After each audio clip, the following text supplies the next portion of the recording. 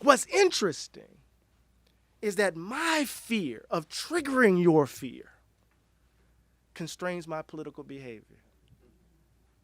I don't want to talk about black suffering because I'm afraid of a backlash. Oh, Obama can't do that because da da da da da. Oh, you can't say that because of da da da da da. And it's just, I mean, every time I hear it, you just kind of, what is being said here? What is being noted here? That something underneath our society is such that we can't speak to the suffering without somehow fearing that we're going to trigger white racism. Listening to Reset Race, you now tuned in to Reset Race. You're listening to Reset Race, you're now tuned in to Reset Race. Put them back on the grill again, we grilling them. Put them back on the grill again, we grilling them. Put them back on the grill again, we grilling them. Back on the grill again, we grilling them. You're listening to Reset Race. ADOS need reparations to make America great. You're tuned in to Reset Race. We no longer starving while others eat off our plate. No. You're listening to Reset Race. We focused on our justice claim. We know what is at stake.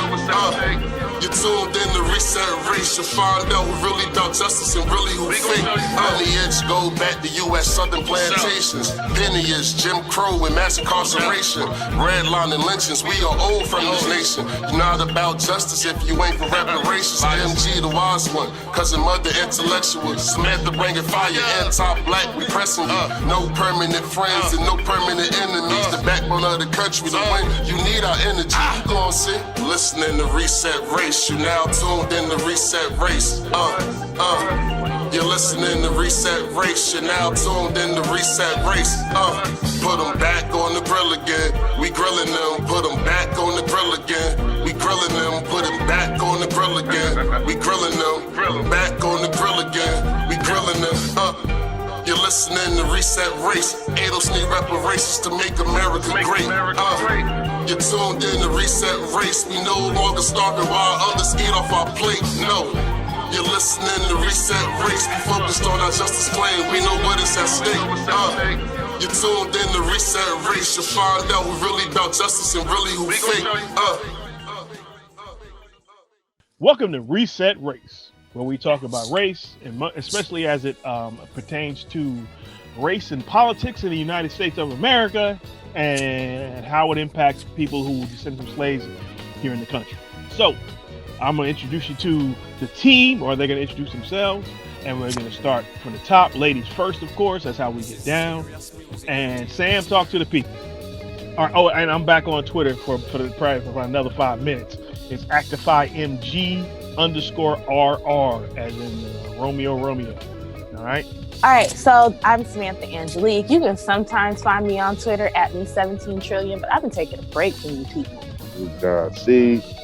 I mean, the average American Negro that descends from chattel slavery. Yes, I do. Okay, if you don't like it or not. But yeah, follow me on Twitter if you want to. I'm at John Danny OC. Back with the fam. Let's get into it. Make it short and sweet. Let's just do it. Fuck it. Mud, go ahead and talk to him, man. All right, they call me Mud. You can find me on Twitter, Instagram, Clubhouse, all at Of Lineage. Bittados TV is back. All right, let's get to it. This is part 2 of our discussion concerning Bree Joy and Eddie Glaude Jr. Again, the name of the video is How to Talk About Race, Class, and Identity Politics in America. It's from the Bad Faith Politics podcast hosted by Bree Joy. And yeah, this is part 2. If you don't know where we are right now, go back and listen to part 1, and let's ride. Boo! That's all I gotta say. Before we get started, I'm gonna even go back and let her have a little bit of her words too, so we can go back a little bit. So I hope everybody's breakfast has settled or lunch, because she's stomach churning. I got all my stomach medicine right here next to me just to get through this. So okay, here we go. it serves me and my interest to communicate in a way to them that is going to lead them along the trail of breadcrumbs in a slower way than I would approach someone who is already a member of my choir. And I think that you understand that. I'm not pretending that you think that this book is a field guide to go out into, the middle of the panhandle and start proselytizing. And I don't mean to be that way. But what I do think happens is that there are figureheads that don't share your policy beliefs and don't share your historical understanding and don't share your commitment to left politics, who use language about original sin and how what we have to do is, quote, build a world where such a view has no place or quarter to breathe. Use the kind of openness and the vagueness of that language, the kind of the spiritual vagueness of that, to say that should be our central project, not Medicare for all, not equal housing for all, not canceling student debt, not canceling medical debt, right? And that's not, I absolutely do not believe that is your project, because I have followed you for years and I have so much admiration for you, and that's why I'm bringing you here today.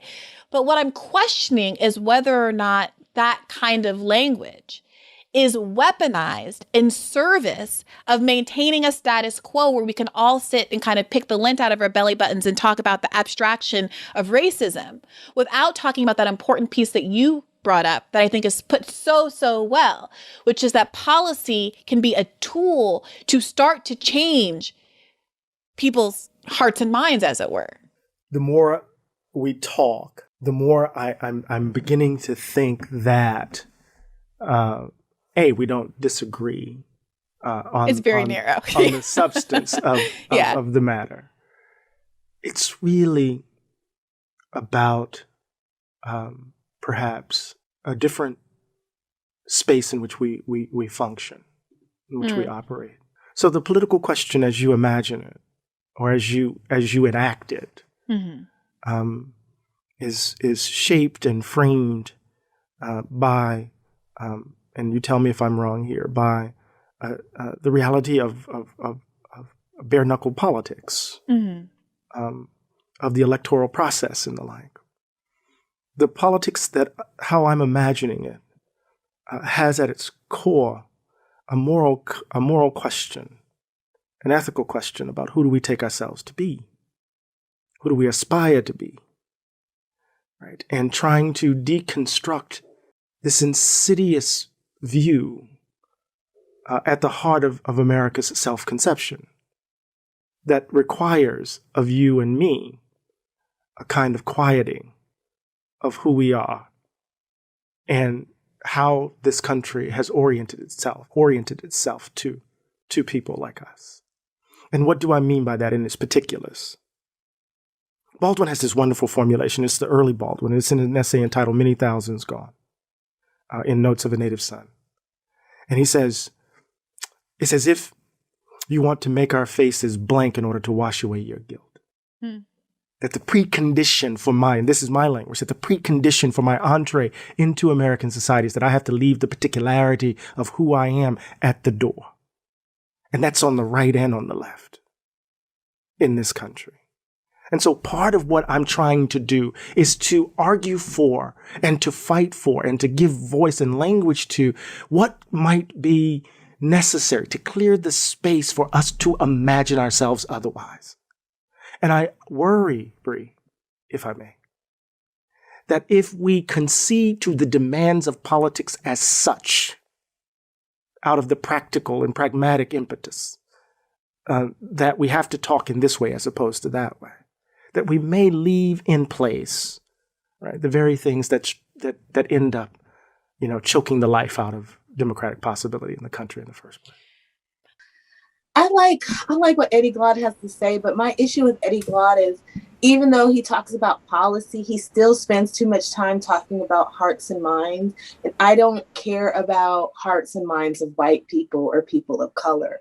I don't need white people and people of color to stop being less prejudiced, as in saying mean things or rude things or looking down on me because I'm Black. I need institutional racism to end, because that keeps people from having enough money to live in certain neighborhoods. And that's the stuff we like. We want real tangible stuff. Like, I don't need all white people to stop saying the N-word. It would be cool if y'all did, but I don't give a fuck if you don't. You know, saying around the right black person, you might get popped in the mouth. But just saying, I know people who done went to jail for fucking up white people for saying nigga. For some people, it's worth it. So, you know, do as you feel. It's a free country.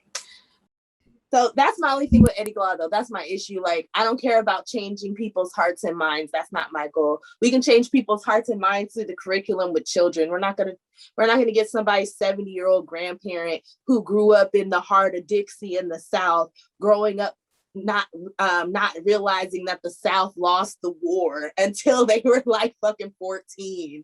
You understand? Like, there's so much indoctrination that goes into living in the South. Like, for you to not be a racist, you did some work. You did some work, like, for real.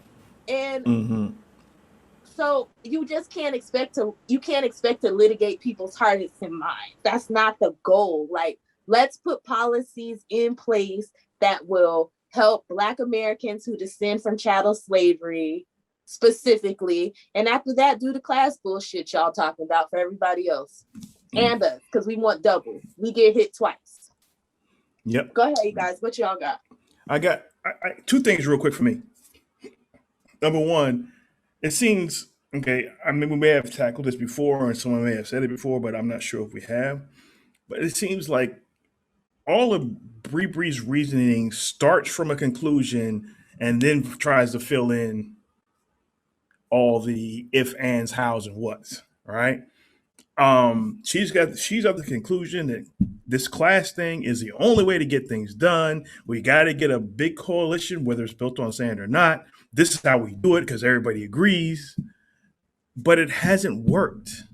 Yeah, they've got a couple of bodies in Congress, great, but they are all under the thumb of Mama Bear Pelosi, so to speak, right? As soon as they get in that office, they start functioning as every other Democrat for the most part. So that experiment has failed.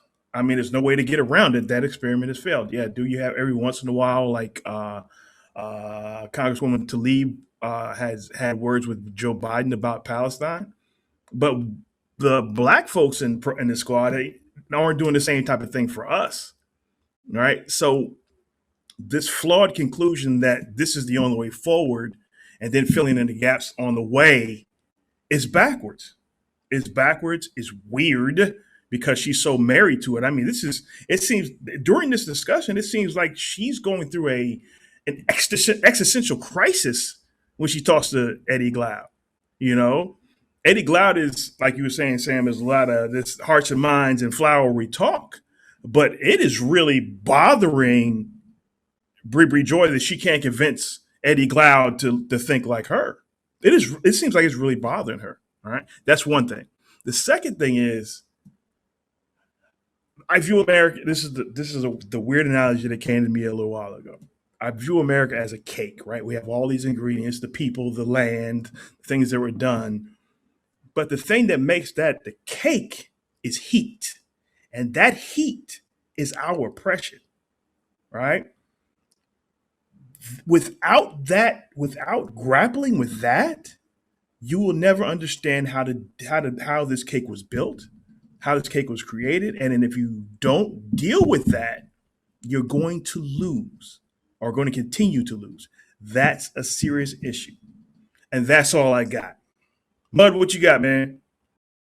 Well, I mean, Eddie sounds good. He sounds really good right now. But the problem is that we understand when the other shoe drops, there's not going to be anything there. He's like leading us to a point that's not really going to be resolved because he's just arguing for the idea of talking about solutions about race. He's not actually arguing for solutions. And it's good that he's at least giving Breonna some pushback on this because she's completely given up on that whole fight, or she never was in that fight. I'm probably gonna lean more on the latter. Her thing is this class thing, and she understands that it's not going to fulfill all of our needs, but she doesn't care. She thinks that this is the only way to do something, and I mean, the thing is that it's not successful. Like if she could show us any wins that isn't going back to the the 30s 40s and shit like that, like then maybe we could hear her out, but it's not like they're getting anywhere.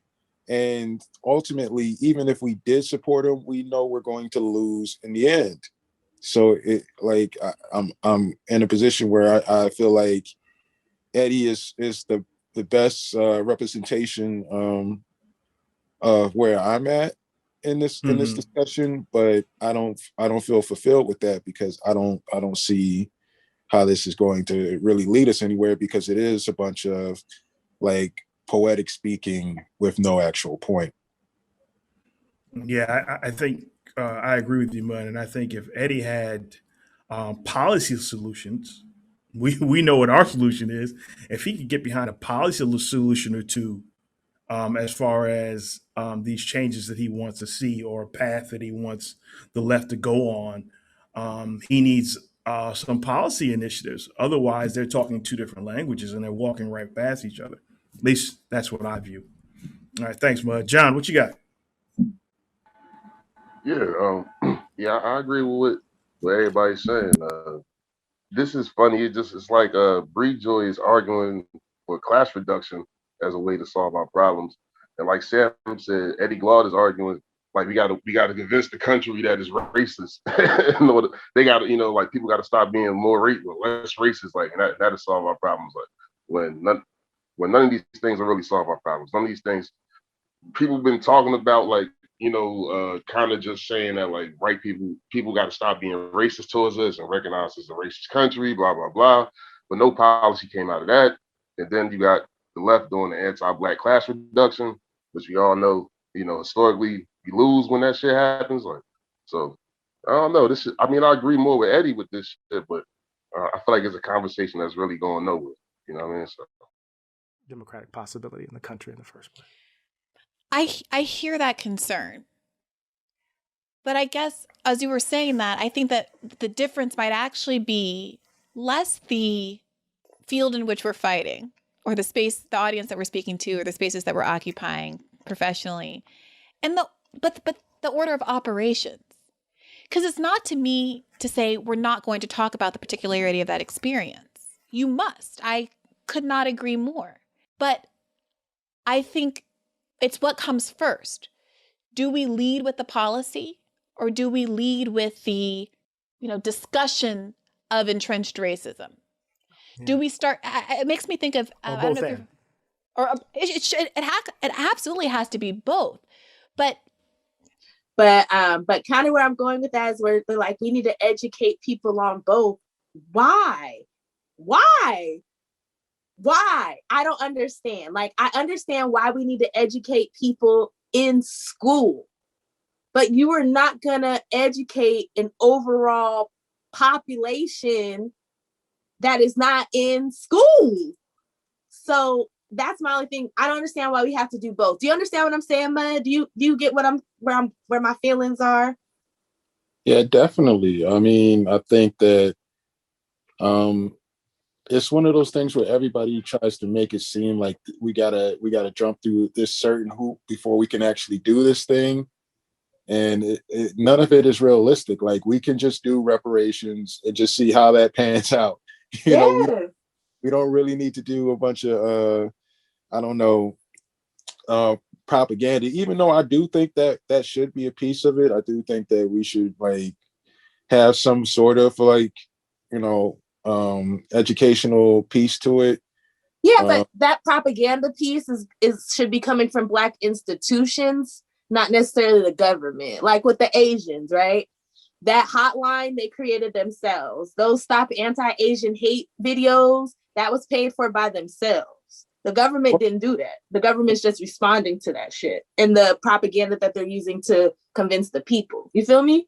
I hear you, but I would just say that to your earlier point, like as far as like putting that propaganda in the schools, and I shouldn't say propaganda, just like education. Like honestly, there should be like classes on like race and ethnicity. And you know, and I agree with race, ethnicity, and class too, because them back in the day, white class wars was no joke. You know, they was beating the brakes off of us too, but we get some of that fight back versus beating up our Negro, minus beating up our Negroes. We could harness some of that. Yeah. I did want to talk about the clip real quick though. You're waiting for MG. Please do. Well, the thing is, it's like the conversation it seems to be framed this way. Bree's side is the only side that has policy to propose, and Bree's side just wants to have a conversation. And I think that a conversation about racism. And I think that what we're saying is that we want to have policies that deal with the outcome of that racism. Now, we may not be able to actually create policy that's going to actually deal with racism, because you can't legislate, you know, things that are going to change people's heart and minds. The closest you can get is education, but I mean, you're not going to be able to like do, you know, mass re-education, especially in a country not like for adults. Well. So the thing is that this is like we're given a false choice here. Like, and I think that Eddie should have picked up on that instead of going the direction of saying we should do both. I think he should have been like, well, we need to create policy that actually addresses. Well, you know, Eddie ain't never seen a fence he ain't wanted to straddle. Yeah. But I mean, it's either way, we're dealing with, you know, people that are trying to avoid the elephant in the room. Yeah. You're going to have to use the power of the government to actually address the issues of Black Americans who descend from American chattel slavery. That's basically it. And neither of them want to address that point. Yeah, I just got one thing when MG was like, she looked a little flustered during the conversation. It's because she's not convincing this nigga to get down with class production. That's why she's like, what the fuck? Like, oh, the left won't get rid of me now. Because that's her whole job, to convince niggas to get down with this shit. Like, educators. Word up, like, to really flip them, like, get down with Medicare for all and fuck that reparation shit. And it's not working, like, you know what I mean? Like, even though Eddie Glaude, you know, Eddie Glaude is Eddie Glaude. He got issues with him, but he's still kind of staying on his path. He ain't biting the hook or whatever like that. That's why she looking like, why is my voodoo not working? All the others are dead. All but you.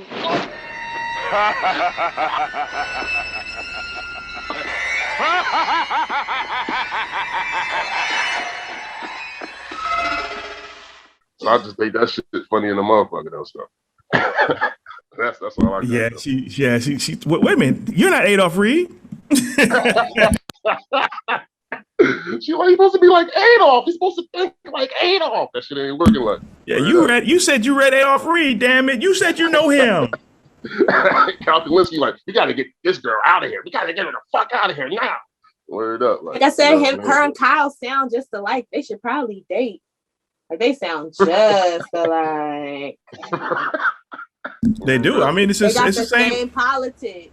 It's the same talking points, right? I mean, all these folks talk the same shit, you know, and just maybe different phrasing, but it's all the same shit. Forget about race. It's all about class. But at the same time, you can't do.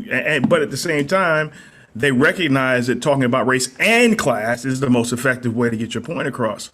But they're avoiding it. They're avoiding talking about race in any serious way to keep pounding for that white vote, pining for that white vote. Well, and technically, talking about class and race pushes the needle most with Black and white people. When you start adding in those people of color, that shit goes, they don't fuck with race at all. What in your position are the big differences in terms of perspectives? between Black Americans and Black Caribbeans? I think for,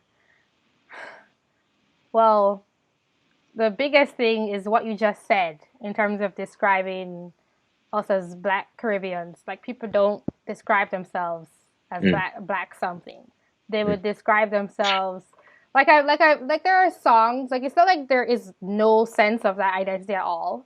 You know, like, people care about that to a degree, but their primary identity is their ethnicity, which is different from their race. So that's what that I would say is probably the biggest thing. The other thing is that I don't think they are so butthurt about. That sounds. I don't mean that in a disrespectful way, but it's about things. Like, it might annoy them, you know. Like, they might think that, say, like, Trump is racist or something because of something they've heard, but it's not the end of the world. I don't think they are so butthurt. Yeah, because most of them think they're gonna be absorbed into whiteness, right? And a lot of them are already elite when they come here. Yeah, absolutely. They're used to shitting on their people wherever they are, right? We just another group of people to shit on, just in a different place. That's it. All right. Is that everybody? Before I go back to playing this? Yeah, I just want I just hope say it was Bree Joy's job to convince all of us to get down with the left. Like, I thought about this shit. Like, she'll probably hate Sam and Mud the most. Like, she would hate me because I would say things to her in private that I wouldn't say in public. She's like, I fucking hate Sam. I don't like her. No. But she probably won't like MG either, because, you know, MG know how to get at you, and still, you know, he from Jersey, got that little bit of asshole in him. Like, Black folks. But Mud, she'll really hate you though, cause I, you know, it's somebody named Mud. I don't like her. Oh, Mud. These motherfuckers hate Mud. Mud be the calmest, most articulate motherfucker. Like, you think they would hate me? They was probably like, oh, he's ignorant. But Mud just know how to. I fucking hate Mud. Oh, he gonna destroy everything he built. Mud like, what you talking about? All I did was just throw you a graph with real data on it, and you about to have a heart attack. That shit funny in the motherfucker, man. I'm telling you. Yeah, because they're just used to what's the word I want? There's the chicanery. They're just used to kind of skewing things and not using facts. So they just say random shit, and you're just supposed to accept it. Yep, exactly. And that's part of what they expect from Black people in these leftist spaces. They don't want people who are going to think critically. They don't want people who are going to think beyond this handful of policies that the left wants at any cost, right? And it's to the point where these folks are aggressively harming us, all right? Yep. And they don't realize it or they don't care. They realize it. No, I'm leaning towards the latter. You know, even some of them. I remember talking to the folks when I first started moving towards reparations. Their thing was, let's get these basic policies done, and then we'll start talking about reparations once we start the healing. Yeah, in some ways that is logical, but if you're not going to discuss it now and say, okay, let's get to reparations later within the discussion, that means you're going to ignore me later. So fuck you. We're going to go first and then you go. Otherwise your shit falls apart. End of story. Practically, sorry to use that word again. When you start a conversation with someone, you start somewhere. Right. You start somewhere. So I'm thinking of this fellow whose name escapes me, but he was famous for having converted a number of Ku Klux Klan members to not being Klan members anymore. And he had like 17 Jimmy of these outfits in his door, you motherfucker. Why do we keep talking about white people's hearts and minds? I got 4 white god sisters. My godmother used to watch my godmother and my godmother and her husband. They used to listen to Rush Limbaugh all the time when I was growing up. You know, we would go places and she called me her daughter. Like, my white sisters still tell people about when I did music videos. They talk about their Black sister all the time. But if you talk to them sometimes, you would probably think they're a little racist. But they don't hate Black people. They're just kind of poor white trash, and they don't really understand the race thing like that because they're poor white trash. They've been through a bunch of shit them damn selves. So it's just different. Like, I would have to seriously sit down and have real conversations with them about race. But Sam, I think, I'm sorry, but part of the problem is America and our education system is one of the biggest misinformation campaigns about Black people in human history, right? So knowing that, wouldn't it make her project, Bree Joy's project of these class issues being taken care of, wouldn't it help her project to educate people about what has happened and why people think the way they think? To my mind, it would make it easier for them to come forward. I'm sorry, Sam, go ahead. No, I agree with the education piece, but I don't think we should educate adults.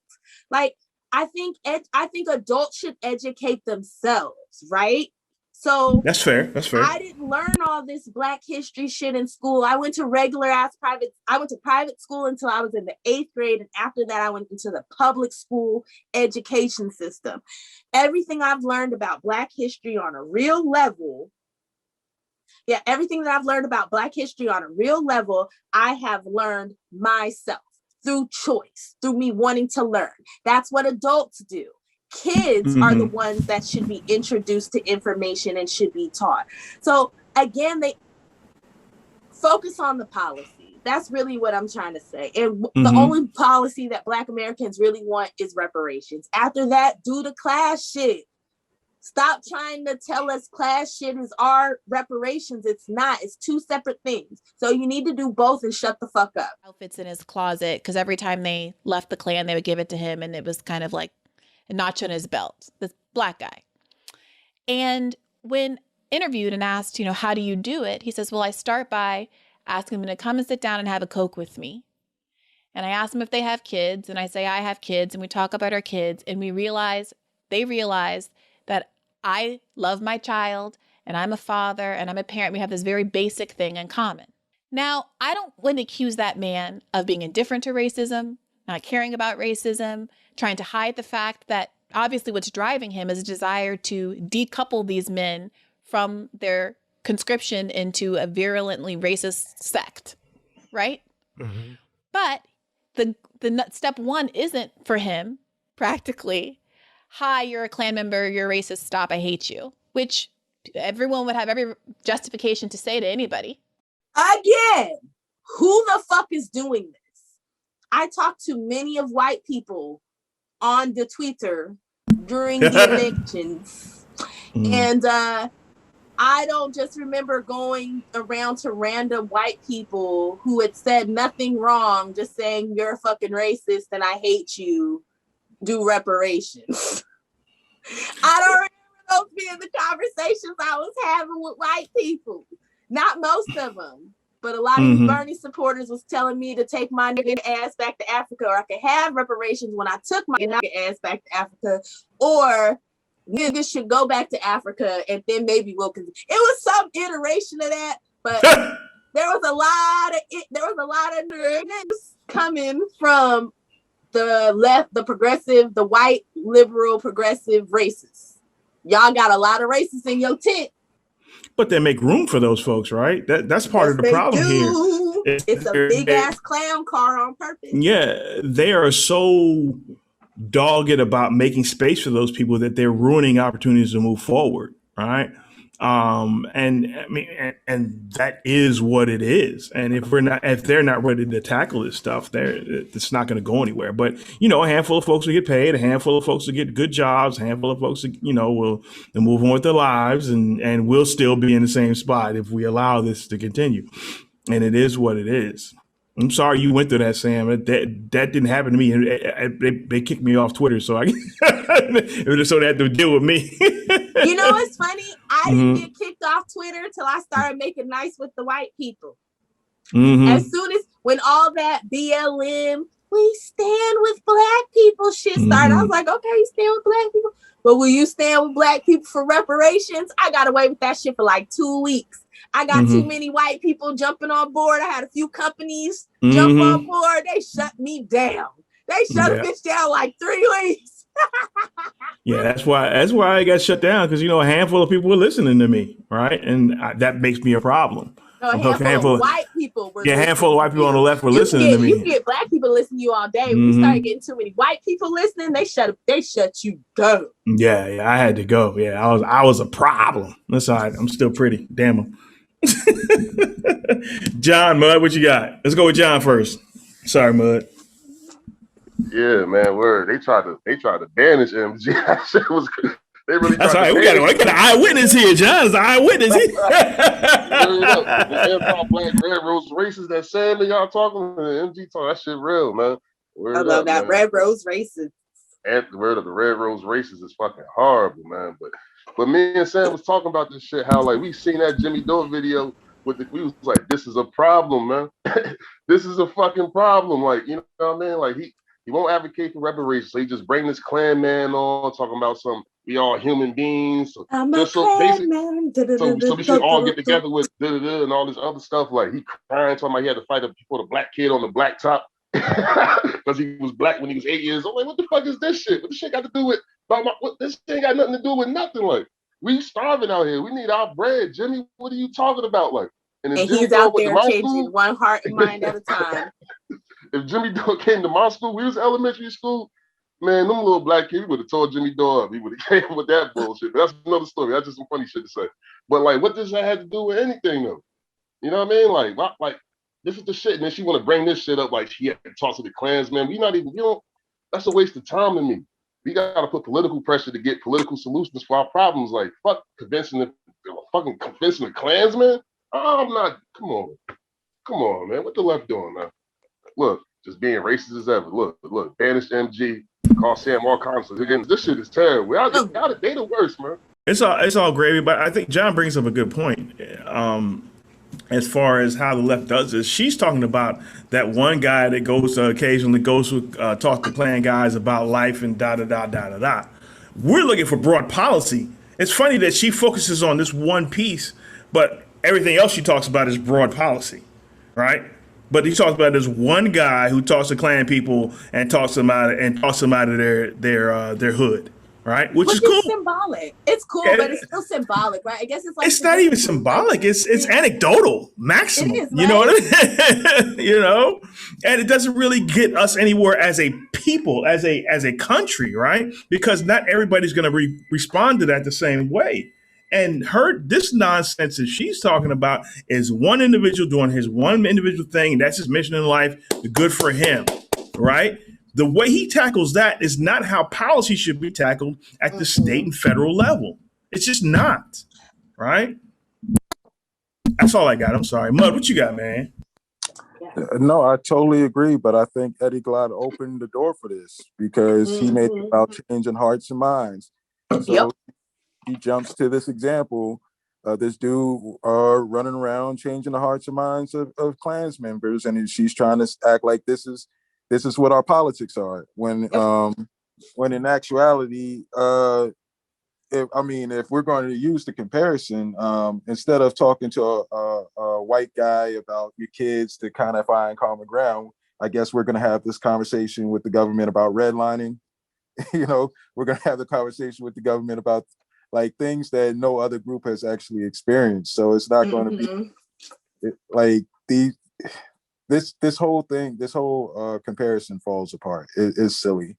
But this is the problem. Like Eddie Glaude should have made it about, okay, we have systematic racism in this country. It has produced certain outcomes generation after generation.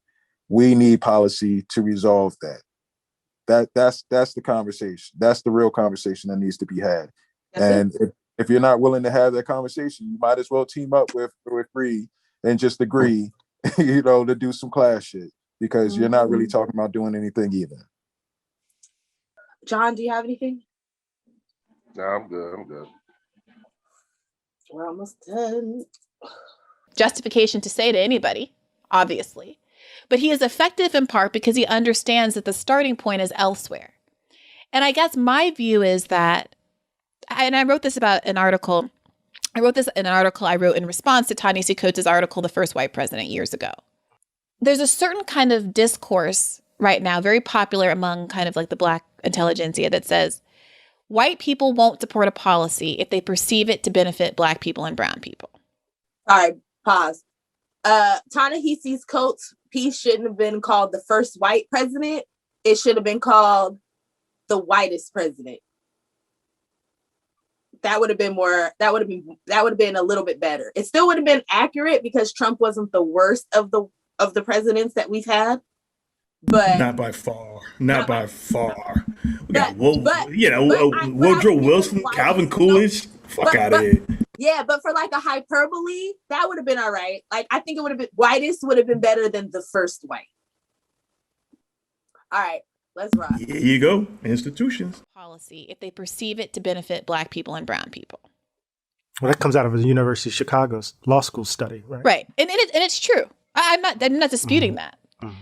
The point that I try to make is, okay, then what's the plan? If your argument is framing a policy as for Black people actually makes it less likely to succeed, is the plan to double down on doing that because you hate the idea that doing otherwise is to somehow ignore racism or to cater to racism? Is the plan to not pursue those policies at all? Sorry, I got to pause this. So one thing I want to say is, why do we pretend like we don't have different speeches and spiels, different speeches, spiels, and literature for different groups? If I, as a candidate, go into a room full of Latinos and speak to them, I'm not going to speak to them about Black issues. I'm not going to speak to them about white babies in Appalachia. If I go to Dixie and I start talking to people in the South, I'm not going to be talking to them about abortions and the niggers and you understand what I'm saying? I'm going to talk to them about shit that they care about. Okay. Or that's what I'm going to talk about. So why are we pretending like every group you don't cater what you're saying? So if you go into a group of working class white people, you're going to talk about class policies. Why wouldn't you? If 95% of your audience is white, why wouldn't you just talk about class policies? You understand what I'm saying? But if you want to throw out now bringing up reparations makes sense because it's a specific policy for a specific group. But you can throw it out there and keep it pushing. The same way you'll throw out like, oh, we're going to lower the Social Security age. That's not going to affect everybody, but for some people it will. They'll be happy when you keep it pushing. But I don't like how they pretend like, oh, well, we can't talk about it because how am I going to go talk to white people about it? You're not having the same conversation with every group. Nobody does that. Nobody talks exactly the same way to every single group. They talk to each group about what they care about and what their issues are. So this just feels disingenuous to me. What do you guys got? Do you get where I'm going? I agree, Sam, but can you hear me? Mm-hmm. I think I agree, Sam, but I also think this was my beef with her, with Zed Jelani, for a lot of writers on the quote unquote, whatever this iteration of the left is in the United States now, is that if you're a writer on a large platform, this is coming from a writer on a tiny platform, right? If you're a writer, your job is to change the way people think, right? This is the only space when we talk about race, specifically when we talk about Black people, this is the only space where we're willing to say the way it is cool, right? We just got to function in how it is. If you trade Black American for or ADOS for LGBTQ, specifically trans, people would fight to change how people think, right? Especially writers on these big platforms. But when it comes to us, they don't fight to change how people think. And to me, that's foul as fuck. That really pisses me off, right? They know it's wrong. It's patently wrong. But hey, well, you know what? Benign neglect is how we do things around here. We're just going to live with it. Nah, it's bullshit. It's racist. It is what it is. Ooh, can I That's all I piggyback got on that one? Can I piggyback on that one, MG? Please do. Can I piggyback? Please do. So So Black Americans, we went to the People's Party and we spoke to them about, having reparations put on their platform. They were like, nah, that has to go through a vote. That's the only way you can get it put on. Da, da, da, da, da. So imagine this, right? Imagine this. Everybody imagine this. Don't come at me. This is a hypothetical situation. This is just a story. And I want to know what kind of smoke y'all would have for this organization. So imagine you as an LGBTQ as a AI, or as a trans person, or as a, so imagine you're in that rainbow family and you go into a room of a coalition, and in that coalition, they're like, yeah, we're not going to tackle the LGBTQAI issues, the trans issues, because, that'll turn off, the majority of the voters. We don't really want to dabble in that. But y'all, just jump in on here on this class stuff, because that $15 an hour is gonna help with the trans, with the trans issue. That'll help, less Black trans women get murdered. Y'all would burn that place down. You would burn it to the ground right then and there, because y'all would be like, how dare you say that we don't matter because we have to convince a group of people of our humanity. Am I wrong? Exactly. So what y'all do to Black Americans, I just want y'all to insert, either the gay community, the LGBTQAI community, or please insert the Jewish community or any other group that you actually give a fuck about, because you don't care about Black Oh, they would burn. They would burn it Native to Americans? the ground. They would burn it to the ground. They would burn it to the ground. People be losing their jobs. People be being called homophobes, transphobes, and you don't know nothing about intersectionality. Could you just imagine? Could you imagine if we were having that conversation in 2021? I'm not talking about having this conversation 20 years ago, but in 2021, we are still having this conversation when it comes to Black Americans and reparations. And we have been asking for reparations since we were let out of bondage in 1865. And white people and now new people of color are still telling us it's over now. Get over it. You can't have no money. Even 20 years after slavery, white people was like, nah, slavery is over now. Everybody should just get over it. No reparations for you. Sorry, I'm done. I mean, you're right. You're right, Sam. All right, John, Mud, what you got, man? I just want to say that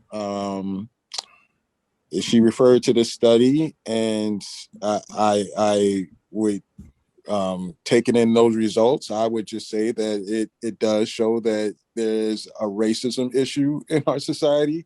Obviously, if we can't do specific things that are specifically for Black people versus other groups that don't seem to have that issue. But the thing is then, okay, if you're saying I want to go along with that, I'm going to play into that, then you have to admit that you are catering to racism. Like, you are catering to racists. Like, you can't just kind of wave it or like sidestep it and act like that's not what you're doing, because that's exactly what you're doing. And I mean, I understand that if that's how you did the math in your mind and that's the conclusion you come to, how you will walk out there and operate off of that. But you can't expect the rest of us to do that. Like, we're not going to just go along with that. So we just have to ignore our problems forever. No. Yeah, that's it. No, that's what we're supposed to do. We're supposed to sit and mule for everybody, and we're supposed to just sit and take it. So once the whole United States is fixed, once capitalism has fallen, once LGBTQAI people are treated as everybody else, till the day that everybody gets pronouns correct without making a mistake. Yep. Yeah, but until we do all of that. Here's the thing, like, I'm not taking in that information about that study and being naive. I understand that it's an uphill battle as far as getting things done for us. But if we're going to do that, then yeah, we're going to go for the big thing, which is why we're pushing for reparations. So, you know, instead of like spending our political capital on things that don't necessarily benefit us, like using race to sell Medicare for all or $15 minimum wage, like y'all want to do. No, Mud, let me tell you, I got to really enjoy my free healthcare the other day when I had to take my ass to urgent care. You know what? This Medicare shit is not that bad, especially with COVID. The shit, that motherfucker was empty. My doctor was so young and nice. I had a nice, she looked Japanese. She was so sweet. She like held my hand. She was so nice. It was wonderful. It was wonderful. The Medicare for all part. Hey, I'm telling you, boy. Hey, so I got mine. Yeah, just drop down into poverty with the rest of us who can get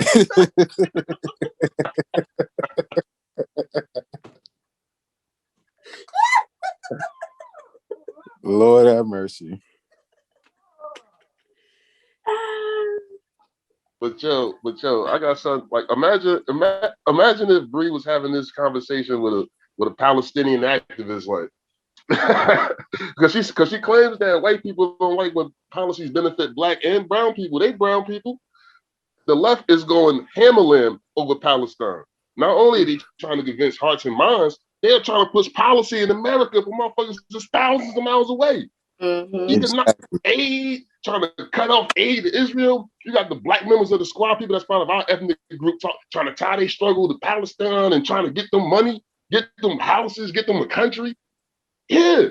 And you talking about now we can't do that because white people won't like it. Like, this is the issue with the left. This is some anti-black benign neglect shit, like y'all was saying, man. So that's why you're gonna keep losing. So, you know.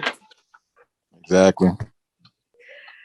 We're just in an interesting moment, and it's just crazy to see like so much fucked up shit just keep happening and us get like no policy. Not pursue those policies at all, even though they help everybody that needs to be helped the most?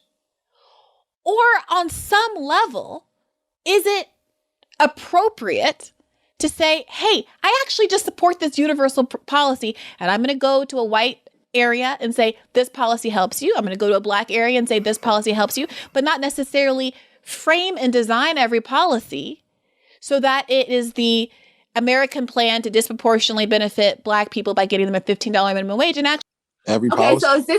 so is this her pushing against the black agenda? So are we asking for this? I'm just asking because I'm out of the loop. Are we asking for this? So I thought we were asking for reparations.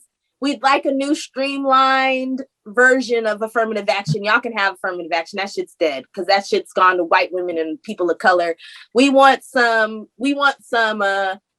box, like Mud said, we want a Black American Descendant of Chattel Slavery box. And after that, the next box should just be American.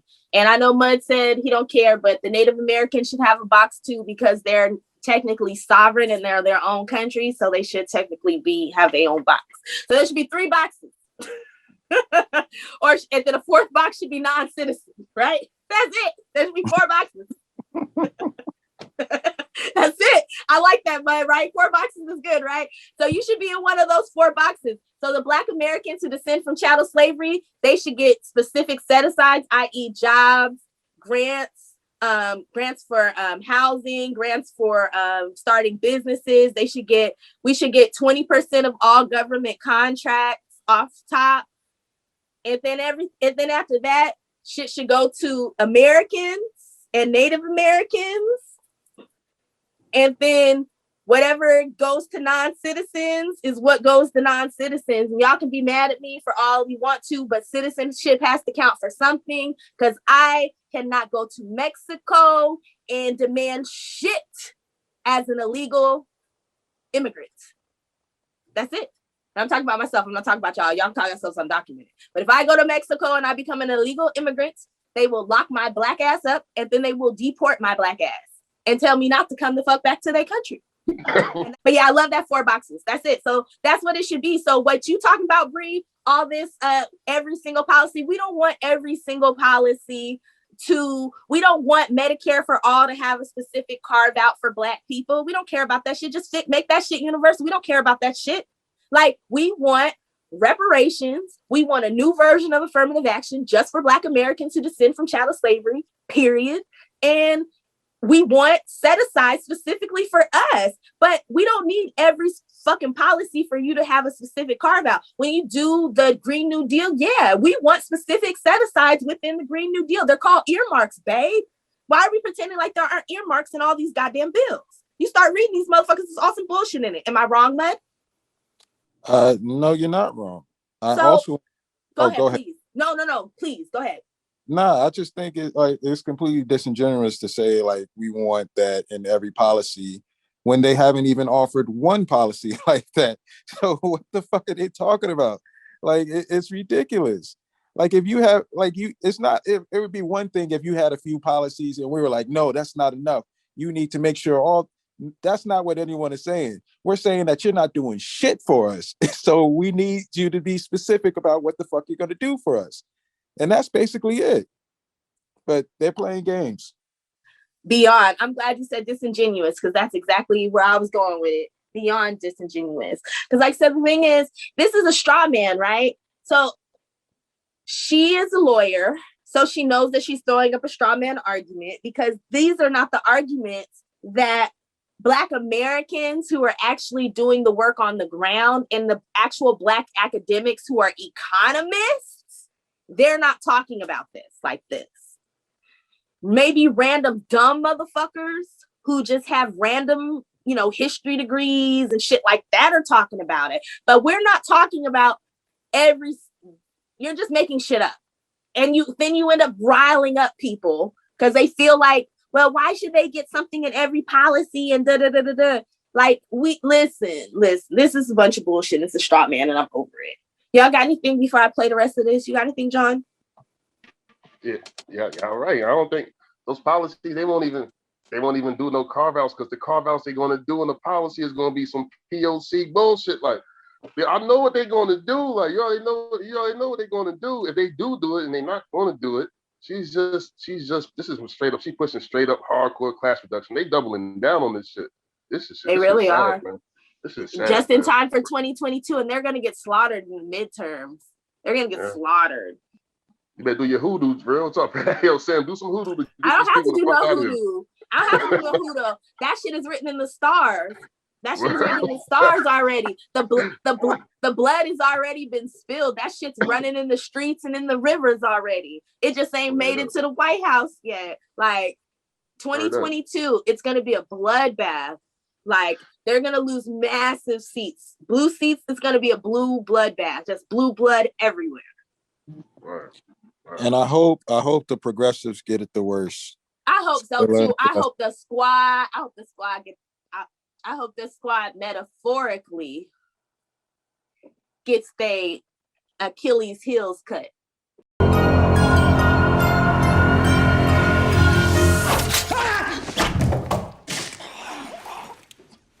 American plan to disproportionately benefit Black people by getting them a $15 minimum wage, and actually just say, hey, it's a $15 minimum wage. Hey, white people, this is good for you. And moreover, what it strikes me as being the case is that the very people who will say we can't have nice things because white people don't like policies that benefit Black people ignore universal policies that can be framed broadly, because they are in fact broad and benefit anyone, and tend to disproportionately focus on those policies that do benefit. That doesn't look like a $15 an hour apartment. I'm just saying. Marginalized groups, specifically on the basis of them having been historically discriminated against. Those policies should be pursued 100%. But the very people who are like, white people don't like policies because they appeal to Black people, exclusively then go and pursue policies like anti-redlining policies or reparations, which I support. Mm-hmm.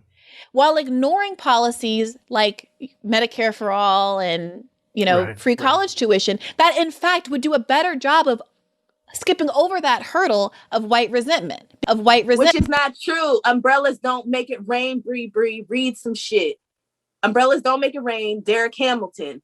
Education for Black people does not close the racial wealth gap. It doesn't close the lineage wealth gap.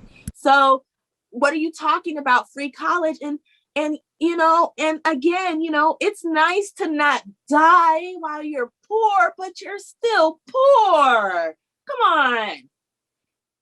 And poor for a specific reason. So poor for specific policy reasons. It's not just out of the blue. That's not the, like a lot of folks come here with nothing, and they love to say, I came here with only $2 and rubbed together 2 nickels and now I'm a billionaire. You hear these stories all the time. You have a group of people who were pushed to the bottom by policy.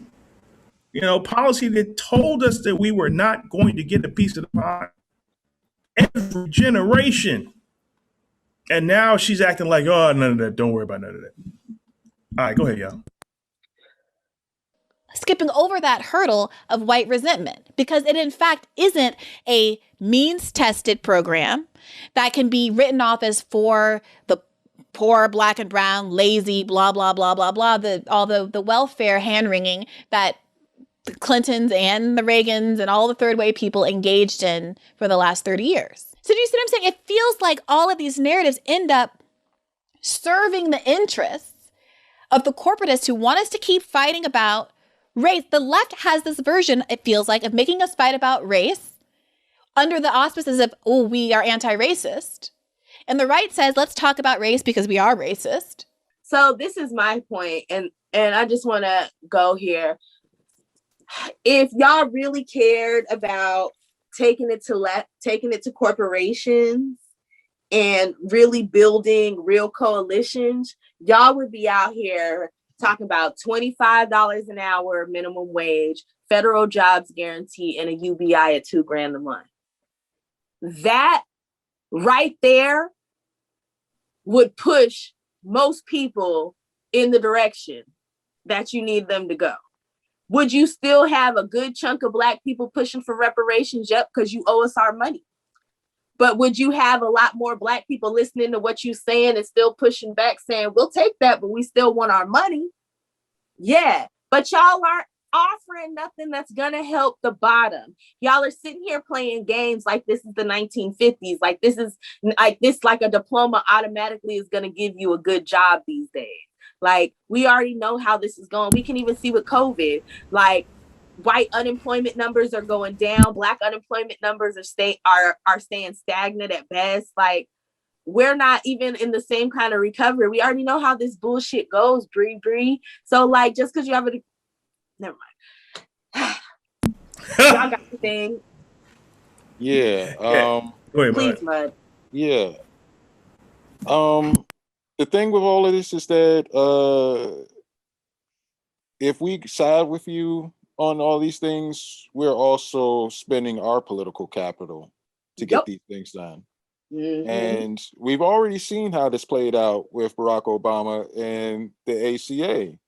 So you're telling us you want to do healthcare again, which is basically telling us we're going to have another 8 years where nothing is going to be done for us. So why would we sign up for that? It makes absolutely no sense. Agreed. MG? Yeah, I want to touch on something she said, which you just touched on, the anti-racist stuff. To my mind, this is just me thinking, right? If you consider yourself, quote unquote, anti-racist, and there is a solution to pull folks up who have been most harmed and unaddressed by policy in this country, and you're not putting that as part of your quote unquote anti-racist, I'm talking about reparations, because people say, okay, Native Americans had it worse than us. Number one, there's less of them. Number two, their stuff is being addressed. The stuff has been being addressed for a long time, right? It may not be to everybody's satisfaction, but there's something in process. We never even started that process, right? So we're the only ones left. Just to be real with you, we're the only ones left. And if your role as an anti-racist is to push these policies through, and that's your role, that's how you see anti-racism in this country, you're an idiot. For real. I mean, there's really no way else to look at it. You're a fucking idiot. It is what it is. There's a policy right here for the people that have been dealing with this country, built the country, and going on, and all of our issues are being unaddressed. You're falling into that, just another group that doesn't want to address us because you're scared, right? And now, but you still want to claim this anti-racism shit. It's a bunch of bullshit. That's all I got. John, what you got? Yeah, I mean, you already know what I'm about to say. Like, she did it again. It's a neo-lib conspiracy. It's a corporatist neo-lib conspiracy for black people to fight for political solutions and shit like that. This shit is crazy. Like not when Latinos do it, not when people that's from the Middle East do it. For some Not when the Asians do it. Not when the Asians do it. It's not a corporatist conspiracy to break us all apart because they're talking about Asians and not everybody. So what come on, man. Like, why? Why? They've been doing the same shit for 4 years. Like, man, this shit is horrible, man. You're right. I think it is gonna be a bloodbath. It's gonna be a bloodbath, man. It's gonna be a bloodbath because Biden ain't really doing shit. Like people ate shit to vote for Biden. Even white people ate shit to vote for Biden. Word. You know what I mean? Word. So you thought people was pissed before? I'm telling y'all, man. I don't know. Later on, I'm gonna tell y'all about my homegirl's vision that she had. I'm gonna tell y'all about that shit off air. And the crazy part, though, the leftists that is the quote unquote lefties that is getting in the office, they not even doing shit. They not leveraging their power. AOC talking about y'all keep organizing so I can do my job. AOC is a pimp preacher if I ain't never like y'all and that's keep getting out here doing the Lord's work and putting this money in this pot, and I'm gonna keep being up here preaching to you.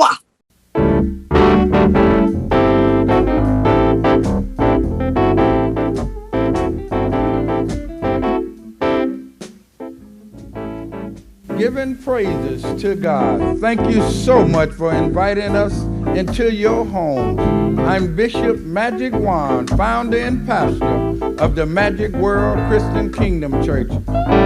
Yeah, and this here's the math of it, right? The Democrats have a razor thin lead in the House. If they function as a bloc, they could put the brakes on it.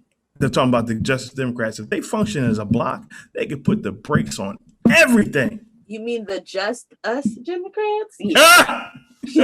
Just Democrats? Nah. Yes, if they function as a bloc, they could change everything.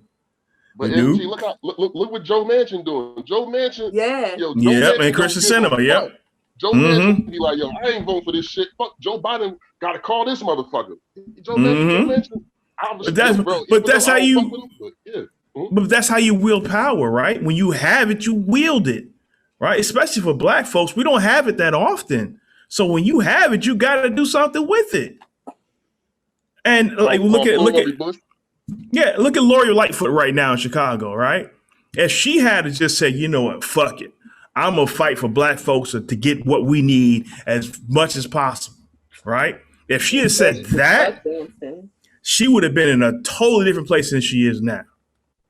Totally different place. Now everybody hates her. Everybody wants to. What did they say? When you try to please everybody, you please nobody. No one. Yeah. Absolutely. So I mean, yeah, that's all I got. Anybody else? Mud, what you got?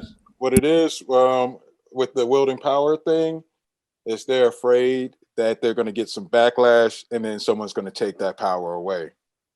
That's all it is. But it's going to get taken away regardless, right? I mean, just because that's my thing, right? That's my thinking. Okay, I've never been in those spaces I've never been in that kind of position. But my thinking is, okay, these folks are going to take my power regardless just because my face is black, right? So I need to do everything I can while I'm here in order to make something happen. I know like in Congress, people get caught up in, well, even the little bit of good I could do for the long term here is going to be undone if I'm not here, right? So they end up fighting to stay as opposed to fighting to make an impact. Exactly. So it's I don't know. Anyway, y'all go ahead. Shit.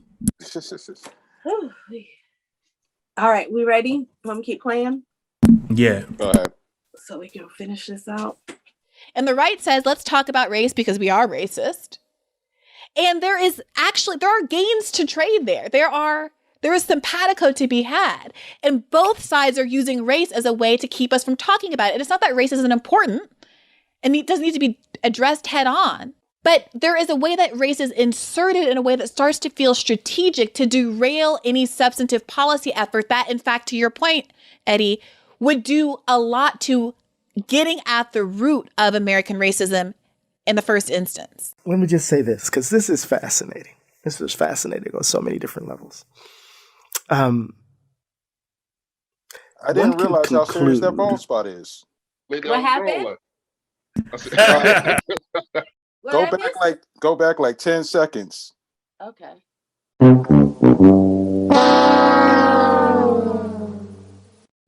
Let me just say this. Yeah. Oh. Whoa, no. That's cold. That's cold. This is Leave fascinating. that man alone. He ain't got P. Diddy hairstylist money. Yeah, you right. I'm just saying that shit is so fresh up front, but it is not the same in the back. Root of American racism in the first instance. Let me just. Okay.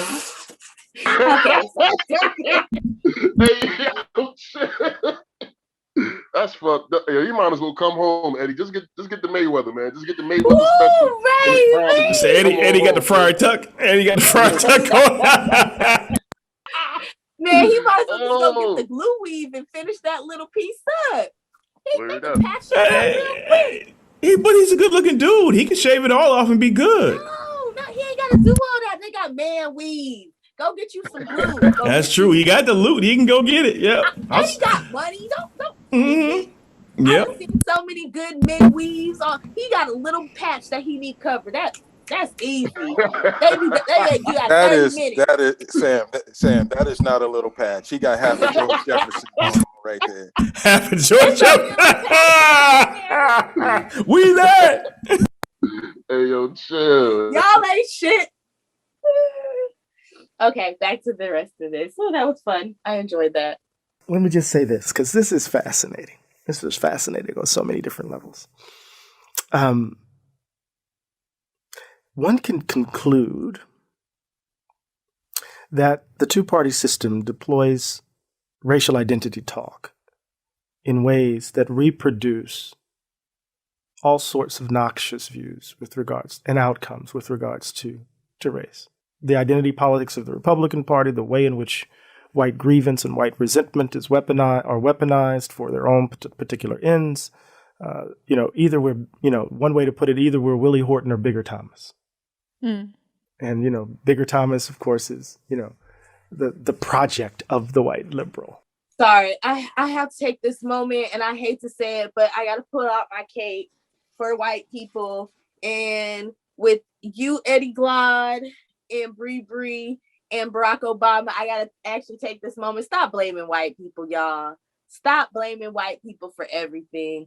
White people quit blaming the white, every average, ordinary white person for this country being fucked up. This country is fucked up due to white elites. I don't know what you're talking about, Eddie. They just keep trying to be oh, well, we just need to confront everybody's racism. The random person in Appalachia being racist is not affecting me right now. What's really affecting me is this power structure and the lack of access to capital. Y'all owing my family money, i.e. you need to pay reparations, i.e. we could use some more money with some contracts. You understand what I'm saying? Y'all get where I'm going with this, right? Am I clear? Yeah. I know. Y'all got anything? I'm sorry, I had to pause that real quick. Whew. I'm good. Okay. John, Mud, y'all good? That's right. I'm good. The project of the white liberal, right? As opposed to, right, dealing with the actual human beings on the ground, yeah? So we could concede that, and we could say very clearly that the way in which, the reality of racism functions in American politics actually reproduces all of these noxious outcomes and obscures more than it illumines. Now, then the question is the answer to that, right? To put race aside, Bree would immediately say, of course not, you can't. No. Right? The answer to that then is it to leave those commitments that animate the choices of so many people who identify themselves as white, right? And those commitments are rooted in very troublesome assumptions about Black people and people of color, to not try to activate those commitments so that we can appeal to their self-interest in order to achieve X, Y, and Z, but we leave those commitments. That's the part I like that he said, appeal to people's self-interest. White people are practical. They're not moral people. I'm sorry, white people. Y'all can be mad at me all you want. I say this all the time. I've had white people tell me this. I got this from white people. So if you're mad at me because I say it, blame it on your people, because they are the ones who taught me this shit. White people do not give a fuck about morality. They are not moral people. They are very like practical, like brass tacks. What is it? What do you want? What's in it for me? Yeah. What do you want? What does it cost? What are you willing to give me to get it? So what you have to do is appeal to white people's self-interest and give them something big enough that they don't care that they have to give Black people something for it, and in exchange. And I'm not mad at that. Mm-hmm. Like, to be honest, sorry, one last thing, MG. Mm-hmm. Every gain that has come in this country, every extra bit of access or anything that's been given has come off the struggle of Black Americans. Period. Mm-hmm. Go Absolutely. ahead, MG. Now I'm done. No. I mean, you said it all. I mean, I guess I can add that part of it is that you are correct, because they do function in self-interest. What's in it for me, right? Which makes them an entirely different political beast than what we've been the last, 50, 60 years, right? It's there for them. It's what's in it for me, which is the way politics function for everybody else. But the minute we say what's in it for me or try to get something for us, then everybody loses their shit. So I think we need to start dealing with people where they are. Excuse me. And our self-interest is important to our future, period. All right. John, what you got, man? Yeah, man. First off, in part one of this video, I said that Eddie Glaude got the MSNBC money. He got P. Diddy waves. I was wrong. I was wrong about that. He's not really getting big tech. But all jokes aside, though, but I agree more with Eddie during this whole course of this argument, though. But yeah, like you're right, playing the people's morality. Like, it's only when it comes to Black people's politics, like when it comes to Negroes, us, people that descend from American slavery, from American chattel slavery. For some reason we got to play into people's morality before we get anything tangible done. Like, nobody else does this shit in American politics. Like, so the fact that we coming with our shit, everybody got an issue with it. What you got, Bud? I really don't have much, because I feel like I would just be repeating myself. Basically, we need to be in a position where we can ask or demand policy that actually deals with our issues. If we can't have that conversation, then we really just don't have any fucking allies, and we just need to be honest about that. Yeah, that's true. And if we have no allies, we need to sit the fuck down. Like, let me tell you, I'm a terrible person, and I want people to understand how terrible a person I am. When I was like 5 years old, my dad bought me this shirt. It was pink with fuchsia writing. And it said, if I can't win, I don't want to play. And the way y'all playing this shit is some bullshit. And there's just no good outcome that can come from it. So watching this video, Eddie said a lot of this is my issue with Eddie Glaude, and I may actually have to sit down and read his books, because I bet when I read his books, he's like more substantive. I know you've read some of his work, NG, but when I listen to him talk, it's a lot of flowery language and it's very thin on substance, right? And he just talks a lot about this hearts and minds thing, and I'm over that. Like, Baldwin talked a lot about hearts and minds, but at that point, we didn't have all of the data that we have now. Indeed. So yeah, I think. Go ahead. I'm sorry. Please, Go ahead, NG. Sam. I'm sorry. No, go ahead. Go ahead. No. I just wanted to add that the whole reparations movement has made a quantum leap in American politics, right? People, a lot of the reactions we get to what we're saying in the reparations movement, a lot of it is people just don't understand where the fuck this came from. They're not used to black folks being self-interested and fighting for the needs of their own community. They're just stunned, absolutely stunned that we're saying the things we're saying. Right, wrong, or indifferent, right? I think a lot of this is people not knowing what to do now, right? And the good thing about our movement is that we're so strong on what we need and we're not taking any shorts.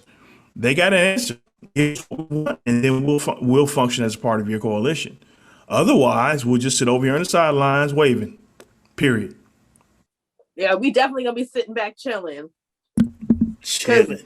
Because what? Slave descendants is maybe 11% of the population. Yeah, 11 to 12%. Yeah. We ain't gotta be out front of nothing. Nope. There's plenty of you whites and people of color. Y'all can have a revolution without us. And we'll serve with a new master as we always have. Yeah. We ain't gotta get out here and get in front and take these arrows for you. So it's time to get it popping. Okay, we got 2 minutes left, probably like a minute. Let's see what we got. And then we can do final thoughts. Even though I don't really have any. Those commitments in place with untouched, right? Says they could be activated under in later events, which would then undermine the actual policy initiative when it comes to be revealed that black folk are disproportionately beneficial, or if a political party decides to show that although white people are benefiting more from these social services programs, we suddenly make welfare black after Robert Kennedy rubs the face of this black girl, right, in the Delta of Mississippi? Do we wait until that happens and then suddenly grievance is activated and da-da-da? Or do we try to figure out and develop a political language that cuts through the mess and gets us to the heart of both and? Mm-hmm. Because it seems to me that you're fighting a battle that you shouldn't be fighting. And and oftentimes we find ourselves in this pragmatic space. And, as a pragmatist who studied John Dewey, I kind of, I chafe under the way in which we're using pragmatic is really practical in some ways, right? That's what we mean. And I'm trying to think that perhaps what is being viewed as practical actually is setting us up to have to deal with this again, to have to deal with it again and again and again and again. So I'm just repeating myself here. Shouldn't we be trying to generate a language, a political language that could do both and, as opposed to in some ways muting one in the practical pursuit of the other? So I think the answer is no, because you're not doing it right. So at the end of the day, I think everybody here on this panel agrees that you should not frame class-based policies in a race language, period. If it's not a race policy, don't frame it as a race policy. I think everybody can agree with that, basically, right? This is a basic premise for all of us. Okay, so outside of that, that's all you guys are doing, because you've offered no real policy to Black Americans. We begged for it. We demanded for it. We killed Bernie for it. Didn't work. Y'all still just kept on chugging. We killed Kamala. Tried to kill Biden, but that fucker Weekend and Bernie's, that's like a motherfucker. But Weekend and Bernie's too, when they put the juju on him and shit, and they reanimated his corpse, and he's fucking, every time the music came on and shit. That's about where Joe Biden's at this moment. So here we are. Like, I don't really have a lot to say about this. They just said a whole bunch of nothing. Bree Bree's a class reductionist. Her politics are very anti-Black American. Like the way that she's rolling, Black Americans will never get anything. She has the same politics as Sagar, damn near, and fucking like she has like a lighter version of Sagar, and she's like a Kyle Kalinske, for real. Mm-hmm. Like she's a blend of them. So, and that's why she be mad when she be like, people always be talking about I'm a white man. Nah, but your politics, boo boo. You like she gets to throw up race a lot to void the fact that she just has really shitty politics. Mm-hmm. Like if you were a white woman with these politics, I'd be dragging you for filth and calling you an anti-Black. Like if Crystal has similar politics, and I drag the fuck out of her. So I don't know. And Eddie, I don't know. I guess I got to read some of your books, but just from listening to you talk, maybe I don't want to say I'm too smart, but it's just very surface. It's very surface. Like it sounds good, but I'm listening to the words. And as I tear them apart, there's no weight behind them, and nothing that you're saying. If I was a white person who knew nothing, you're not giving me anything tangible to try to do to help Negroes if I actually do give a fuck. All right, I'm done. What y'all got?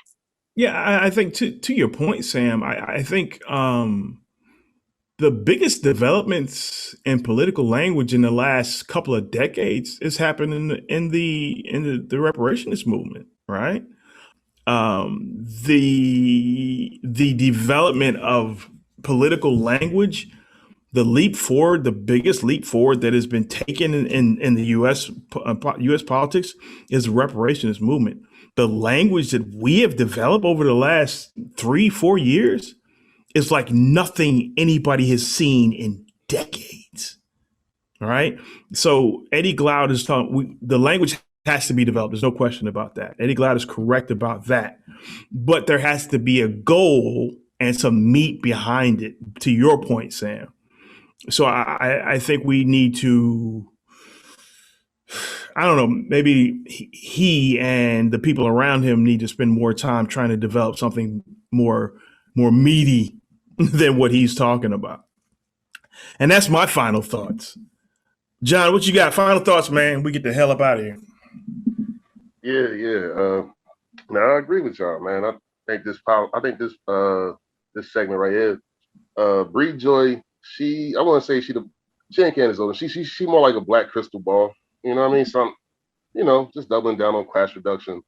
Eddie Glaude, even though I kind of lean more towards his side of the argument, I feel like y'all right. He's using flowery language and all that. You know what I mean? They have no weight behind them. Like he's giving niggas a veggie burger when we need you know what I mean? It's vegetable. We need pure beef. Like, absolutely. Nah, he's not even giving us a veggie burger, John. Like, I don't know. The cube of tofu.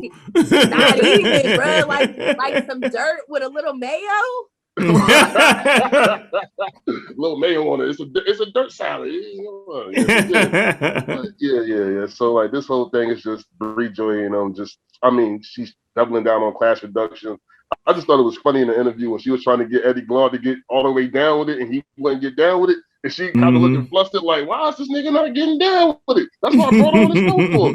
That's some funny shit right there, though. But just they doubling down on this shit. Now, they're gonna have issues trying to get Black voters again. It's gonna keep repeating itself until they wake up. So it's on them. Thanks, John. Mud, what you got, man?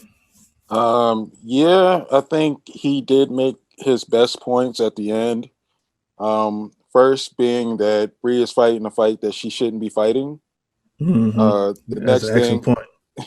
next thing is like telling her like, okay, you want to sidestep the race issue, but if you sidestep it, that's not going to make it go away.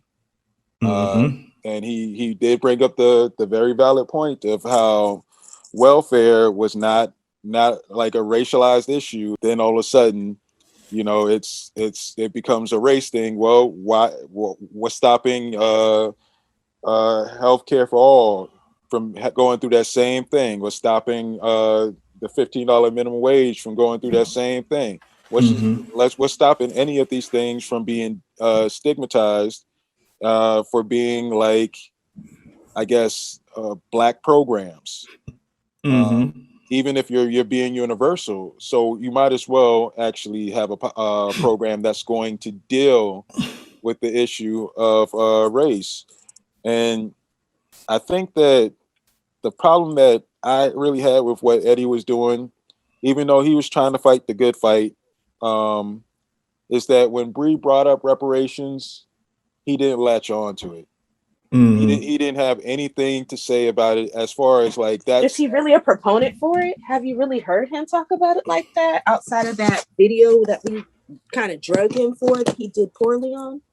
I'm not sure about that, but even if he isn't, if you're having this type of conversation and someone brings up reparations, that should give you the cue to dig in deeper on that topic and explore like how that is actually a policy that does both. It addresses class and it addresses race in a unique way. But he's problematic because he doesn't go far enough, and we all recognize that, and that's the problem. Agreed. All right, I think everybody got their last words in. Anything got something on what John or Mud said? Otherwise, we can get the fuck up out of here. No, we cool. I'm super cool on Bree. So, of course. Thank y'all for. It's just watching her. I don't know. I feel like I zone out. Like when you go back and re-listen to this, but you're gonna notice I didn't say as much as I normally do because I'm kind of checked out on Bree. Like I don't like her politics. This is the most animated I've seen her in a while, though. Honestly, usually she's super dry. I mean, she is like Sahara dry. And I think, Eddie Glaude kind of fired her up because he didn't fall in line with her politics, right? Which she needs. She wasn't ready for. No, she wasn't. Yeah, she wasn't ready for somebody she respects and who gets a lot of respect in their circles to push back like that. But one thing just occurred to me though when Mud was talking, I wonder where these folks are in the critical race theory fight. Right? They run away from race just like the right does in some ways. Right? Do they want to have the critical race theory conversations in education? Probably not. But we need to. We got to fight the Daughters of the Confederacy because like they're not even just it's not even just fighting against critical race theory. It's like fighting against them putting in like Black American curriculum. Like that's like how deep it is. Yeah, we're fighting against a decades-long misinformation campaign. Yeah, absolutely. Well, yeah, because we gotta take it back from the school system with the Daughters of the Confederacy. Ooh. Well, I think the fact you see how they push back against white fragility, like so damn well they ain't with no motherfucking. That's a good point, John. That's a good point, John. A really good point. They mind over white fragility. You think they done with some critical race theory? Cal Kalinske gonna do it. I was showing that shit. Oh, this is terrible. Why we gotta read about Negroes in school? I need a 15. McDonald's need to pay 15. All this other bullshit they be talking about. You know what I mean? Pretty much. Yeah, that jihad was wild to me. But hey, it is what it is. All right. So are we saying goodbye? Yeah, we absolutely were saying goodbye. All right, family. This was good. All right. Thank you everybody for hanging out with us for this second part of this our 150,000 Rejoy video. And Eddie Glaude was fighting the good fight in his calorie-free way. Calorie-free is the best way. That was some coke shit, wasn't it? Yeah, absolutely. So, all right, family, that's it. Thanks for hanging out with us. And that's it for Reset Race. Listening to Reset Race, you now tuned in to Reset Race. You're listening to Reset Race, you're now tuned in to Reset Race. Put them back on the grill again. We grilling them, put them back on the grill again. We grilling them, put them back on the grill again. We grilling them, back on the grill again. We grilling them, You're listening to Reset Race. Ados need reparations to make America great. You're tuned in to Reset Race. We no longer starving while others eat off our plate. No. You're listening to Reset Race. We focused on our justice claim. We know what is at stake. You're tuned in to Reset Race. You'll find out who really about justice and really who fake. Lineage go back to U.S. Southern plantations. Lineage, Jim Crow and mass incarceration. Redline and lynchings, we are old from this nation. You're not about justice if you ain't for reparations. MG the wise one, cousin mother intellectual. Samantha bringing fire, anti-black, we pressing you. No permanent friends and no permanent enemies. The backbone of the country, the win, you need our energy. You gon' see, listening to Reset Race. You now tuned in to Reset Race. You're listening to Reset Race. You're now tuned in to Reset Race. Put them back on the grill again. We grilling them. Put them back on the grill again. We grilling them. Put them back on the grill again. We grilling them. Back on the grill again. We grilling them. You're listening to Reset Race. Ados need reparations to make America great. You're tuned in to Reset Race. We no longer starving while others eat off our plate. No. You're listening to Reset Race. We focused on our justice plan. We know what is at stake. You're tuned in to Reset Race. You'll find out who really about justice and really who fake. Until you do right by me, everything you think about is gonna crumble.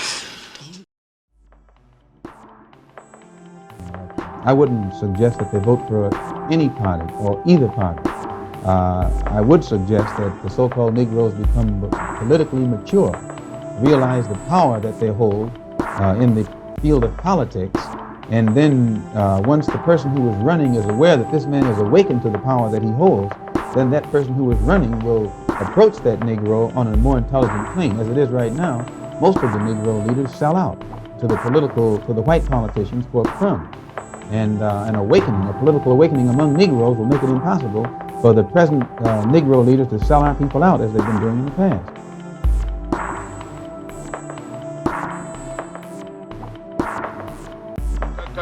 Today, many of these people are receiving millions of dollars in federal subsidies not to farm, and they are the very people telling the black man that he ought to lift himself by his own bootstraps. And this is what we are faced with, and this is the reality. Now, when we come to Washington in this campaign, we are coming to get our check.